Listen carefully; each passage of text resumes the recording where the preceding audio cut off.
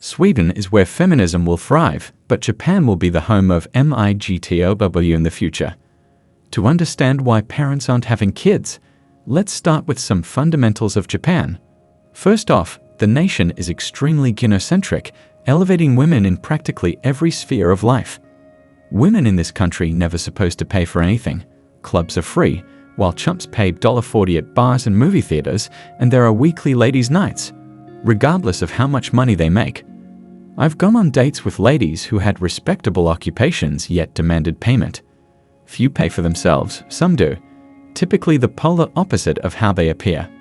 Second, there is no societal shame and sex is almost always open. Even love hotels are available for couples to book for a few hours of sexting. Women disregard the lowest 90% of guys due of their independence, then distribute the top 10%. In their 20s, Tokyo girls frequently have lay counts in the triple digits.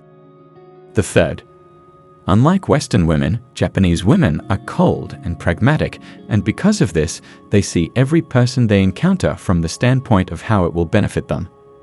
They are renowned for amassing armies of orbiters who live for them and never sleep. Japanese women boast about it and discuss their nicknames for these men because it happens so frequently. 4. A Japanese woman feels accustomed to a man's money as soon as they start dating. Western spouses, on the other hand, typically divide costs equally. Every day, Japanese women offer their husbands 10 to 15% of their combined income. Meanwhile, people at home are watching expensive cafes and Korean dramas. Men in Japan frequently make jokes about needing wives, bosses, and employers. 5. Many have a permanent expression, are unpleasant and disagreeable to be around, and are unable to be kind to others. Because they will receive something in return, they are considerate. They tend to be miserable individuals who, if you make a mistake, will violently desert you. It's not uncommon for Japanese women to desert their own spouses.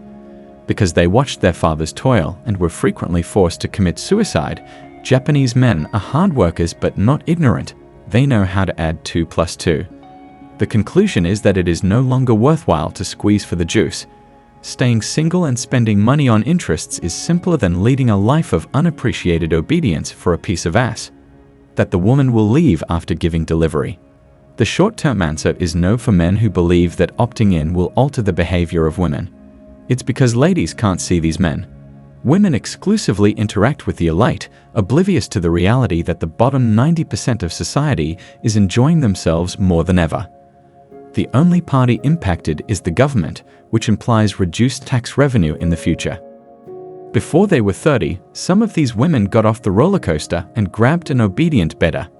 However, I'm noticing more and more ladies who are late for the carousel have trouble pairing off and are going through developmental issues.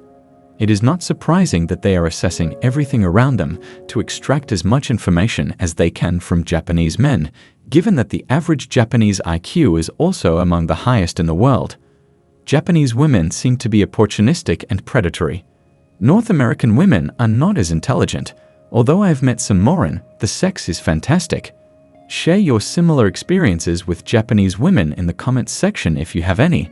I'm done for today.